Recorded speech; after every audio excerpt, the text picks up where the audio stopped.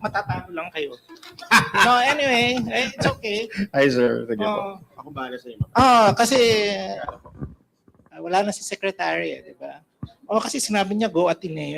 Gusto ko lang naman kasi mapansin rin akong Atenista rin ako.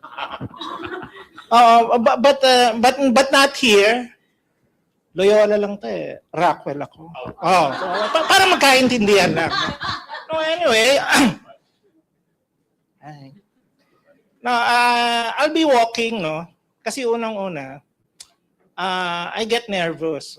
So one way to do that is that you walk. Anyway, ano ba yung topic ko? Ito na siya, no? Then I'll just press. Actually, may dance number yan eh. Okay. Ang topic ko, I'm sorry, I was not able to attend this morning. So maybe, baka yung mga slides ko na-discuss nyo na. But anyway, I have a narrative, no? I do understand that my topic was placed under the policy regulatory. So with that, siguro yung last slide ko yung parang may regulatory. But I do understand, sabi nga sa akin ni Dr. Ana, when she invited me, na this forum is for housing, socialized housing. So ang ginawa kong track is to walk you through what is socialized housing and at the same time, who is the beneficiary. And then I'm also going to mention that there are programs of government regarding housing for the low-income groups, in particular the poor. Kanina meron yatang tiga LGU from Pasig. Yeah, wag mo akong awayan ha. Kasi na-mention, kasi di ba parang, can we apply the ARTA, ano ba yan? The ARTA sort of standard to ECMP. It's one of our programs, tiga Social Housing Finance Corporation ako. Siguro naman, opo, without sounding mayabang, silver medalist kami ng ARTA Award last year. 8 lang kami lang yung key shelter agency. I was about to sigundahan ko sana yung sinasabi ni Sir. Kasi 'di ba sabi niya they are implementing this. Kaya lang sabi ko, pag sinabi ko naman masyadong self-serving, pag chance ko na, 'di ba? Na yun lang. Pero in support of ARTA, yes. Alam nyo kung ano na panalunan namin, lahat ng mga kliyente namin, sabi sa amin, we are very satisfied. Ganun yung programa ng ARTA eh. Meron kaming citizens charter, pupunta doon yung mga kliyente namin, titingnan nila kung sinusunod namin step by step. Hindi naman namin sila in-influence, bibigyan namin sila ng survey form. Lo and behold, they were satisfied. Ayun. Maybe siguro satisfied sila because I was not in the front line. Kung ako yun, nako, not even bronze will straight shooter ako eh. So, reimagining housing affordability, the case of community-driven housing. Okay? Sige. 15 minutes lang to eh. So, sige. Kapit lang kayo. Wala. By the way, yung pinaka-polisiyang sinasabi ko o pinipresent ko sa inyo, naka-ambit siya doon sa Sustainable Development Goal number 11. I think everybody is familiar. Kung hindi kayo familiar, yung UN kasi, meron silang parang blueprint on how development should be attained. Madami yun eh. I'm sorry, matanda na ako. Hindi ko alam kung ilan. Pero yung number 11, it says something about cities. So dapat government should aspire. Hindi nga should aspire eh. Should implement sustainable cities and communities. And of course, isa ring fulcrum ng sasabihin ko sa inyo ay yung Philippine Development Plan, which is naka-anchor rin naman sa Sustainable Development Goals. Sige. Meron nang nag-present nito ngayong kaninang umaga? Housing need? Wala? Good. Okay. Actually, I teach Do you have papers? Because I intend to have a quiz. Oo. Yan, joke lang. Yan, meron tayong tinatawag na backlog. Meron ba ditong tiga-dissued? Kung walang tiga-dissued, please take note, yung backlog na ipapakita ko, this is basically yung housing need. Di ba? Wala naman anuhan. Pag lumabas kayo, ang dami yung nakikitang, no offense meant, I have to use the word, mga squatters. We call that informal sectors. Kasi sabi nila, wag na raw squatters eh. Hindi raw political, ano ba yun? Oo. Bottom line, they're poor. Walang bahay. Tapos, masyado natin, yung today, ang dami nating, why don't we just be frank and admit? Wala naman, it's not discriminatory, no? Ganun kasi yung personality ko. I call a spade a spade. Hindi kasi binasa yung bio note ko eh. Kasi I used to work with NEDA. Sa NEDA kasi, we call a spade a spade. Kaya hindi po popular ang NEDA kasi kahit na presidente ng Pilipinas, sinasabihan namin, pag ginawa niyo yan, babaksak ang ekonomiya. Pag ginawa niyo yan, babaksak ang poverty. Kaya, walang nakikinig sa NEDA. Diba? Kanino nakikinig si BBM? Ay, sobra, sasabihin. Diba? Dun sa ibang economic managers. But look at the organizational structure. National Economic and Development Authority. Lahat alam niya. Kaya dun ka makikinig. Ngayon, ginawa na nilang Department of Economic Planning and Development. I don't know. But anyway, ito po yung housing need, no? This is being revised. Siguro, in a month's time, may panibagong ilalabas. So, may meeting yesterday, I was with a director from the SHUD. Sabi ko, can I use your, wag pa, kasi i-clear pa ng board. Philippine Statistical Authority ang gumagawa kasi nito. So sabi ko, sige, inisip ko, i-present ko na lang yung luma. Ano lang ang sinasabi niyan? Nandito, ay wala tong meron tong beam, laser, yung gitna. Ay, talagang gitna. Ito nga. Ito. Ayun. Ito yung mga criteria ng housing. Dito, sinasabi dito, household unlikely to occupy unacceptable housing units. So definitely, sa title pa lang, ito yung mga walang bahay. Right? Diba? Next, yung number 2, double up household in acceptable housing units. Pag sinabing acceptable, okay ba yan? Ano yung double up? Ito po yung sharers. Paano yung sharers? Kunwari, yung first floor, sa iyo yung bahay, pero may nakikitirang iba. Pwedeng pamilya, pwedeng kaibigan mo. Bottom line, yung nakatira doon, wala pa rin bahay. Di ba?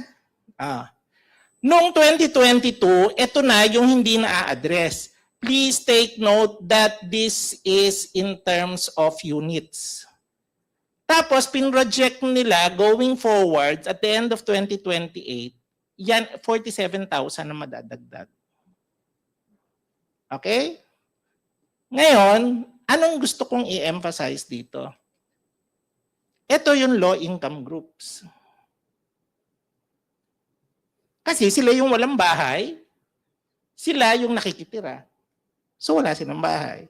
So all in all, merong parang all things being equal going forward, around mga 2 million backlog kung walang ginawa ang gobyerno ang mangyayari. Admittedly, hindi naman nakaka 100,000 housing yata every year. I stand to be corrected. Okay? Sige. Tapos, ano yung poverty statistics? 112 million na tayo. Poverty incidence natin, 11% lang. Alam nyo, ito nga yung we always claim mahirap ang Pilipinas. But if you use poverty statistics, hindi na po. Why do I say that? When I was noong 1991, when I was just starting my career in government, sa NEDA ako, ang poverty incident parang 40. O imagine ngayon, 10% na. Siguro ibang usapin na how do you measure poverty. Doon sa mga nakakaintindi, you measure poverty in the Philippines by nutritional needs. Kung ikaw ay nakakakain ng X number of nutrition, hindi ka poor. Nakuha nyo? Ganun tayo. Sa iba't ibang countries, iba-iba. Yung isa, expenditure. Sa atin, in terms of food. Kaya lang may trick dyan. Pwede kong sabihin yung trick? O sige, di ba ang essential is carbohydrates, protein, right? So pag meron kang daily need ng protein, pwedeng 5 minutes na pala. O sige po. O bakit yung kanina hindi mo inano? O sige, ayaw bibilisan ko na. O anyway, sige. Poverty threshold. Sayang, hindi nyo nalaman yung secret kayo. Ay, hindi, ayoko na. Tampo na ako eh. Hindi na nga binasa yung bio note ko. Ayoko na. Anyway, ito yung poverty threshold. Ano yung poverty threshold? Pag ikaw ay kumikita ng ganito, you are poor. Nakakaintindihan? Okay, yun. Sige. Meron tayong narrative kasi dyan. Who can afford housing then? Can the poor afford housing? Itong income decile, all families, all Filipinos are classified, yung incomes ng mga Filipinos, yung employed, classified sila sa tinatawag natin into 10 deciles. Usually, by practice, yung first 3, low income ang tawag doon. Okay? So ito yung average monthly income nila, ito yung monthly expenses nila, pero tingnan nyo parang pag nasa first ka, usually poor ka, di ba? Ano yung poor natin? 13,000? Di ba? I still remember yung previous slide. 13.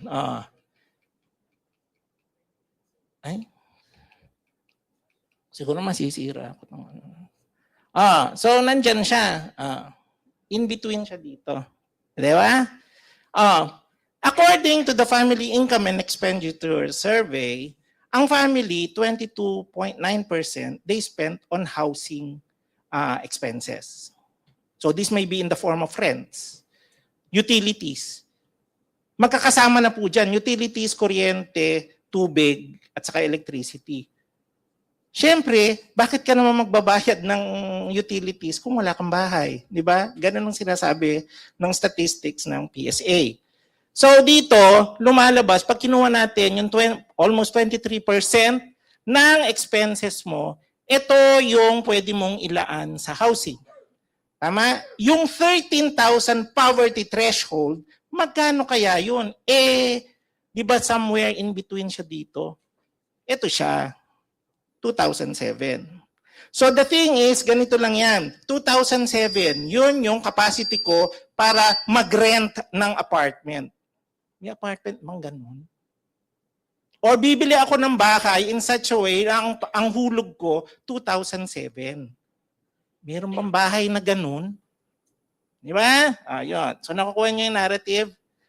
Now, is there a housing program for the poor? Kung ganun, masyadong mababa.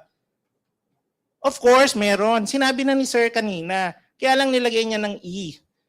Gamitin ko muna yung original title niya, Community Mortgage Program. So paano to? 1988, in-establish siya. So, it's a community loan. Ang mag-a-avail na to are communities of poor people. Tapos, hihiram sila. 2 minutes. Paano yan? Matagal pa ako. Walang tigil siya. No? Parang robot. Anyway, walang magtatanong community loan siya. Please take note, hindi siya individual loan. Community loan siya. Mamaya makikita natin yung magic. Saan mo pwedeng gamitin? Lot acquisition, site development, house construction. Yung sinasabing ECMP ni Sir, yun yung bagong variant namin. Okay? Paano yun? Ito, since 1988, ganito na yung CMP. Bibili ka muna ng lote. Pag nakabili ka ng lote, pag kaya mo na, maglo-loan ka ulit, magsa-site development ka na. Yung mga kanal, ganoon. Tapos, pag, it's an incremental housing approach. Pag kaya mo na ulit, maglo-loan ka ng house construction. Yung ECMP na sinasabi niya, ang loan mo agad, land acquisition, site development. Kaya po ganon, kasi napansin rin namin through the years, dito na nag-i-stop ang mga tao. Paano pag bumaha? Hindi nila naayos yung kanal. Di yung nabilhan nilang lupa, hindi nila masyadong naayos. Chances, it becomes a dangerous area. So yun po yung ECMP. Either way, ganun pa rin yung concept niya. Okay? Ultimately, pag kaya niya na, pwede siya mag-house construction. Usually rin, ang humihiram sa amin, yung mga tinatawag na on-site. Yung mga informal settler families na nakatira na sa lugar na hindi sa kanila. Because they want security of tenure, we will give them loans para mabili nila yung lupa kung saan sila tumitira. But they should be a community. Mamaya, malalaman nyo, bakit ka community ng community? I can afford it. No, they cannot afford the land. What, for example, most of this land, remember, the CMP was for people in urban areas. Definitely, ang presyo sa urban areas mataas. Kaya nga ang concept, community loan. Magtulungan-tulungan tayo. Okay? Always remember that. And please take note, yung CMP was even cited by the World Bank as one of the most innovative housing finance program in the world. Have you been, kung kayo'y pumunta sa Wharton School, alam niyo yung Wharton School, yung the #1 business school in the world ng University of Pennsylvania, pag merong course doon, housing finance, ang isang ituturo doon, yung model ng CMP. So if you are a Filipino, you will be very proud. Di kasi binasa yung note ko eh. I attended that program kasi. Sayang. Sabi na sa inyo, kung binasa yun, taob-naklak kayo. Okay, 30 years, 6%.